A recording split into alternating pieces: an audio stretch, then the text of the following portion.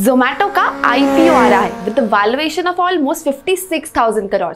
तो अगर हम मार्केट की दूसरी कंपनीज के साथ इसको कंपेयर करें जिनका मार्केट कैप है अराउंड 55,000 से 65,000 करोड़ रुपीस, तो ये हम कर सकते हैं टिकर के स्क्रीनर फीचर के थ्रू।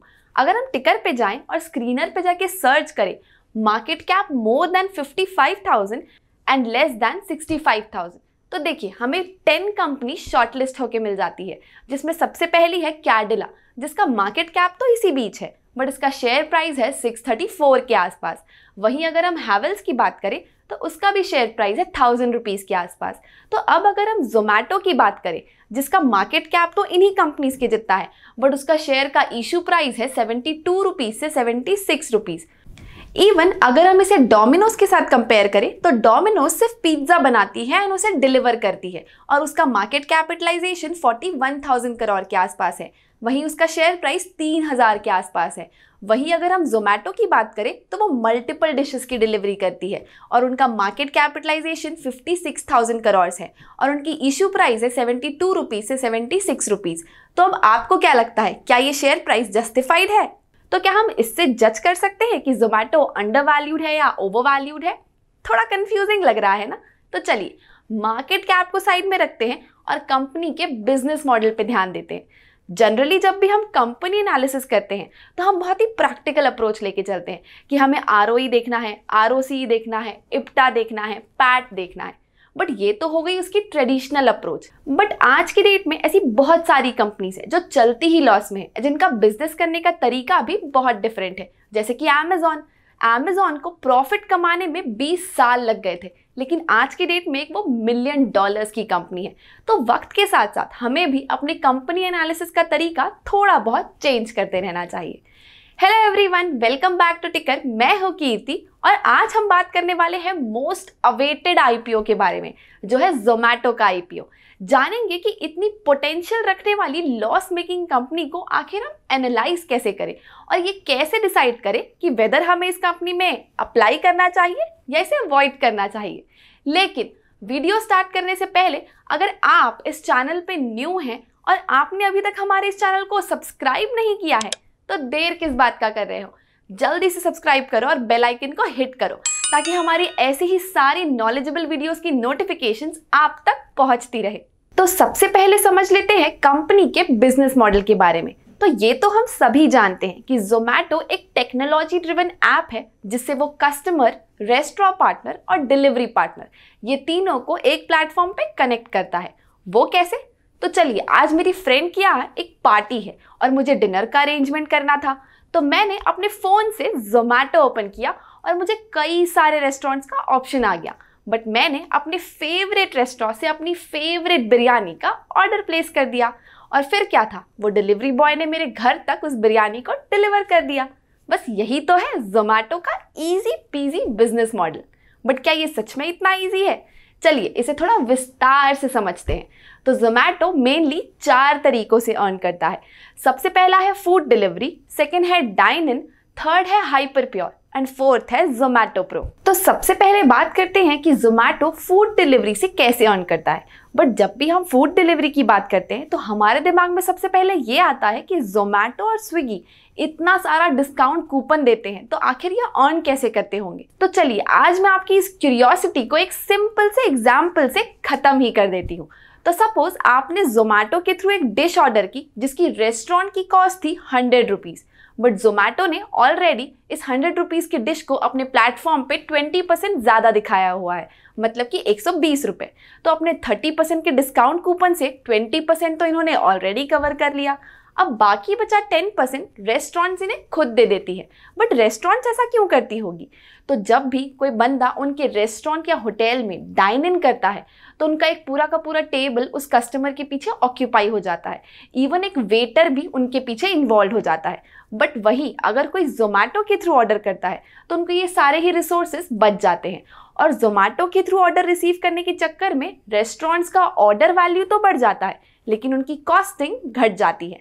तो इसी चीज के चलते रेस्टोरेंट जोमैटो को 10% डिस्काउंट ऐसे ही दे देती है और जोमैटो ये 10% discount as a commission restaurant से लेती है। और क्या आप जानते हैं मार्च 2021 के हिसाब से जोमैटो के 3.8 लाख एक्टिव रेस्टोरेंट्स लिस्टेड हैं। तो सोचिए 10% कमीशन हर एक से कितना ज्यादा होता है। अब आते हैं इनके सेकेंड रेवेन्यू ऑप्शन पे, जो है डाइन आउट का ऑप्शन, जिसमें ये अपने कस्टमर्स को एक ऑप्शन प्रोवाइड करते हैं कि अगर उनको बाहर जाके डाइन इन करना है तो भी वो जोमैटो ऐप के थ्रू एक अच्छा रेस्टोरेंट बुक कर सकते हैं, क्योंकि इसमें कई सारे कस्टमर्स अपने रिव्यूज लिखते हैं और उन रिव्यूज को पढ़ के हम ये समझ सकते हैं कि हमें कौन सा रेस्टोरेंट पिक करना चाहिए। और यहाँ पे एक इंटरेस्टिंग फैक्ट ये भी है कि मार्च 2021 के हिसाब से ये restaurant listing and customer reviews के मामले में लार्जेस्ट फूड फोकस्ड कंपनी है।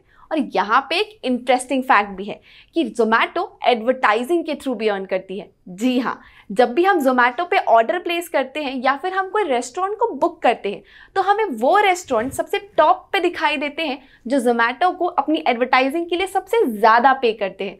तो जोमैटो का मेजर रेवेन्यू एडवर्टाइजिंग से भी आता है। अब बात करते हैं इसके थर्ड रेवेन्यू हाइपर प्योर के बारे में, जो कि एकदम लेटेस्ट कैटेगरी है। और इस चीज़ को समझाने के लिए मैं आपको एक इंटरेस्टिंग फैक्ट बताती हूँ। जब इंडिया में मार्च 2020 में कोविड आया था तब इंडिया में लॉकडाउन लग चुका था और जोमैटो के थ्रू फूड डिलीवरीज बंद हो चुकी थी। तब जोमैटो ने ये एनालाइज किया कि लोगों की need of the hour food delivery नहीं है, वो है ग्रोसरी डिलीवरी। तो उन्होंने इस अपॉर्चुनिटी का फायदा उठाते हुए फूड डिलीवरीज को बंद करके ग्रोसरीज को डिलीवर करना शुरू किया। हालांकि ग्रोसरी डिलीवरी जोमैटो कोविड से पहले भी करना चाहती थी, बट कोविड हिट होने के बाद ये अपॉर्चुनिटी उन्होंने यूज की। बट बाद में उन्होंने ग्रोसरीज को डिलीवर करना बंद भी कर दिया। बट अब वो मार्केट में वापस री एंटर करना चाहते हैं और इस चीज के लिए उन्होंने एक फेमस ब्रांड ग्रोफर्स के साथ हाथ मिला लिया है। जोमैटो ने रिसेंटली जून 2021 में ग्रोफर्स इंडिया के स्टेक्स बाय किए हैं। GIPL यानी कि ग्रोफर्स इंडिया प्राइवेट लिमिटेड के 9.25% स्टेक्स एंड HOTPL यानी कि hands on trade private limited के 9.27% स्टेक्स। ये दोनों ही कंपनीज ग्रोफर्स की सब्सिडरी कंपनीज हैं और जल्द ही जोमैटो ग्रोफर्स के साथ मिलकर इंडिया के मार्केट में ग्रोसरीज डिलीवर करना शुरू करने वाले हैं। और वो ये सेम चीज अपने B2B चैनल में भी इम्प्लीमेंट करना चाहते हैं, यानी कि जो भी फ्रेश एंड क्वालिटी इंग्रेडिएंट्स होंगे वो उन्हें उनके प्रोड्यूसर्स एंड फार्मर्स से डायरेक्टली प्रोक्योर करके अपने रेस्टोरेंट पार्टनर्स को डिलीवर करेंगे, ताकि उनकी फूड क्वालिटी और इन्हांस हो और नंबर ऑफ ऑर्डर्स बढ़ते जाएं। अब उनका लास्ट सोर्स ऑफ रेवेन्यू है जोमैटो प्रो, जो कि उनकी प्रीमियम मेंबरशिप है, जिसमें वो अपने कस्टमर्स को एक फ्लैट % ऑफ डिस्काउंट प्रोवाइड करते हैं। तो इसमें जोमैटो को क्या फायदा होता होगा? तो यहाँ पे जोमैटो सिर्फ उन्हीं रेस्टोरेंट्स को अपने प्रो मेंबरशिप में शामिल करती है जो उन्हें पे करके प्रो रेस्टोरेंट पार्टनर्स बनते हैं।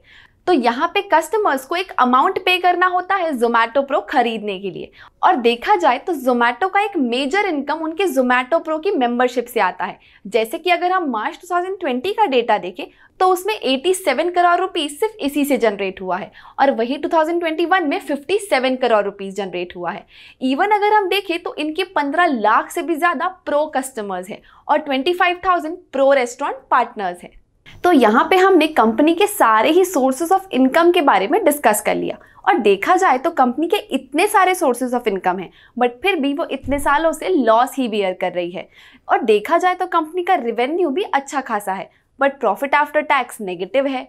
तो इसका सबसे बड़ा रीज़न है इनके एक्सपेंसेस। इनका काफ़ी सारा कैश इनके सिर्फ एक्सपेंसेस में बर्न आउट हो जाता है, जैसे कि promotion and advertisement expense, employ benefit expense, customer support expense and और भी बहुत सारे। तो सबसे पहले बात करते हैं एडवर्टाइजमेंट एक्सपेंस के बारे में। तो हो सकता है कि जब आप मेरी ये वीडियो देख रहे हो तो बीच में जोमैटो का ऐड आ गया हो, या फिर आप टीवी पे अपना कोई फेवरेट चैनल देख रहे हो तो भी बीच बीच में जोमैटो के एड्स आ जाते हैं।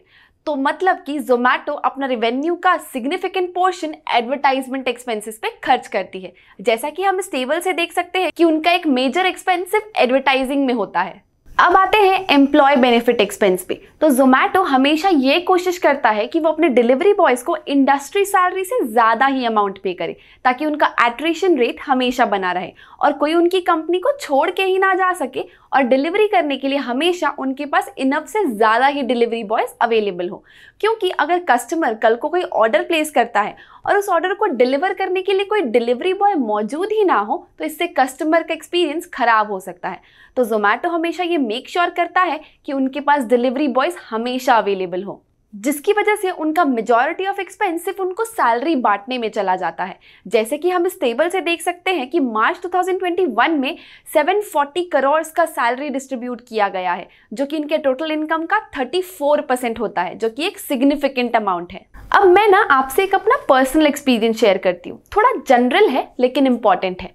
मैं जब भी बाहर से खाना ऑर्डर करती हूँ तो मैं हमेशा ये चेक करती हूँ कि मुझे जोमैटो और स्विगी कौन सबसे ज़्यादा डिस्काउंट दे रहा है, और जो मुझे सबसे ज़्यादा डिस्काउंट देता है मैं उसी के ऐप से ऑर्डर प्लेस करती हूँ, अब चाहे वो जोमैटो हो या वो स्विगी हो। तो अब आप भी इस वीडियो को यहीं रोकिए और मुझे कमेंट सेक्शन में बताइए कि क्या आप भी ऐसा ही करते हैं। अगर आपका जवाब हाँ है तो आप सोचिए आपके जैसे और कितने सारे लोग यही करते होंगे। तो अब आप ये सोचिए कि जोमैटो को इससे कितना बड़ा थ्रेट है। इवन जोमैटो की और भी कई सारी कंपनीज कॉम्पिटिटर हैं जो खुद फूड की प्रिपेयरिंग एंड डिलीवरी का काम करते हैं, जैसे कि बहुत सारे QSRs जैसे कि पिज्जा हट, डोमिनोज, मैकडॉनल्ड्स, बट इसके असली कॉम्पिटिटर स्विगी है। तो अब हम इस टेबल से देख सकते हैं कि जोमैटो और स्विगी के कंपैरिजन में स्विगी का मार्केट शेयर जोमैटो से ज़्यादा है, इवन उनका रेवेन्यू भी जोमैटो से ज़्यादा ही है, बट फाइनेंशियल ईयर 2020 का लॉस स्विगी का ज्यादा है। अब बात करते हैं कि इस कंपनी को आखिर वैल्यू कैसे किया जाए, क्योंकि हम इसका EPS ये सब तो देख ही नहीं सकते क्योंकि सब कुछ नेगेटिव ही होगा। तो आज एक न्यू तरीका हम सीखेंगे कि हम एक ऑनलाइन बिजनेस को कैसे वैल्यू करें। सबसे पहले तो आप यहाँ से देख पा रहे होंगे कि इनका GOV यानी ग्रॉस ऑर्डर वैल्यू 2020 का है 11,220 करोड़। वहीं अगर हम उस ईयर के मंथली ट्रांजैक्शन यूजर देखें तो वो है 1 करोड़। तो मतलब कि एक यूज़र ऑलमोस्ट 11,000 रुपये का ऑर्डर प्लेस करता है। और अगर हम हर एक यूज़र की वैल्यूएशन निकालने जाए तो वो होगा मार्केट कैपिटलाइजेशन अपॉन MTU। अब यहाँ पे हम MTU को डबल कंसिडर करेंगे, क्योंकि हो सकता है कि मैं हर मंथ तो ऑर्डर प्लेस नहीं करूँगी, या हो सकता है कि कोई एक यूज़र मंथ में 2-3 बार ऑर्डर प्लेस करे। तो हम MTU जितना भी दिया है उससे डबल लेके चलेंगे, जो कि होगा 1.2 करोड़। तो अगर हम एक यूज़र की वैल्यू निकालने जाए तो वो आएगी 46,666 रुपीज़। तो हमें ये मिल गया कि एक यूज़र 11,220 रुपये का ऑर्डर प्लेस करता है और एक यूज़र की वैल्यूएशन है 46,666 रुपीज़। तो अब इसे वैल्यू करने के लिए हम 2 सिनारियोज कंसिडर करेंगे, एक नॉर्मल सिनारियो और एक बेस्ट केस सिनारियो। तो पहले नॉर्मल सिनारियो की बात करते हैं, जिसमें हम ये एज्यूम करेंगे कि जोमैटो हर यूज़र से एटलीस्ट 10% प्रॉफिट मार्जिन निकालता होगा, और हम ये एज्यूम कर रहे हैं कि इनकी कस्टमर बेस हमेशा इतनी ही रहेगी, मतलब हर एक कस्टमर से उसे 1100 रुपये का प्रॉफिट होता है। तो 46,666 की वैल्यू तक पहुंचने के लिए कंपनी को ऑलमोस्ट 40 ईयर्स से भी ज़्यादा लग जाएंगे। तो अगर आप नॉर्मल एजम्पशन लेने वाले लोगों में से हैं तो आपको ये केस रेफर करते हुए ही इस कंपनी में इन्वेस्ट करना चाहिए। वहीं अब चलते हैं दूसरे सिनारियो पे, जहाँ पे है बेस्ट केस सिनारियो, जिसमें हम ये एज्यूम कर रहे हैं कि जोमैटो 20% प्रॉफिट मार्जिन निकालता है और हम बाकी चीज़ों को भी डबल एज्यूम करेंगे। तो पहले केस में जितना MTU था उसको भी हम डबल कर लेंगे, जो होगा 2.4 करोड़। इवन हम एक कस्टमर से जहाँ 11,000 रुपये निकाल रहे थे वहीं उसको भी हम डबल कर लेंगे, तो वो होगा 22,000 रुपये। तो अब जोमैटो 20% मार्जिन अगर निकालने जाएगा तो वो होगा 4,400 रुपीज़ के आसपास, और एक यूज़र की वैल्यूएशन भी हो जाएगी मार्केट कैपिटलाइजेशन अपॉन MTU, तो वो आएगी 23,333 रुपये। तो 23,333 रुपये की वैल्यू तक पहुंचने के लिए बेस्ट केस सिनारियो में लग जाएंगे 5 साल। तो अगर आप 20% एजम्पशन लेने वाले लोगों में से है तो आपको इस केस को रेफर करते हुए इन्वेस्ट करना चाहिए। अब बात आती है IPO की बेसिक डिटेल्स की। तो इस IPO में offer for sale and fresh issue दोनों ही हैं। और अगर बात करें जोमैटो में इन्वेस्ट करने वाली कंपनीज की तो इसमें बहुत बड़े बड़े नाम शामिल है, जैसे कि सबसे बड़ा स्टेक होल्डर है इन्फोएज, जिसका स्टेक्स 18.68% का है और वो OFS के थ्रू अपने स्टेक्स को मार्केट में डाइल्यूट करने वाले हैं। उसके बाद है ऊबर विद 9.19% स्टेक्स, और बाकी सारी कंपनियों का स्टेक भी आप इस पोस्ट से देख सकते हैं। अब बात करते हैं IPO की डेट्स के बारे में। तो IPO ओपन हो रहा है 14 जुलाई को और क्लोज हो रहा रहा है 16 जुलाई को। आईपीओ का प्राइस बैंड है 72 रुपीज से 76 रुपीज और इसका लिस्टिंग डेट है 27 जुलाई को। और इसका ग्रे मार्केट प्रीमियम पे कुछ खास प्रीमियम अभी तक शो नहीं हो रहा है। आई होप आपको आज की हमारी ये वीडियो अच्छी लगी होगी। अगर हाँ तो इस वीडियो को लाइक जरूर कीजिएगा और हाँ अपने फ्रेंड्स एंड फैमिली के साथ भी शेयर करना ना भूलिएगा। और हाँ हमें कमेंट सेक्शन में जरूर बताइएगा कि क्या आप इस आईपीओ के लिए अप्लाई करने वाले हैं या नहीं। Thank you.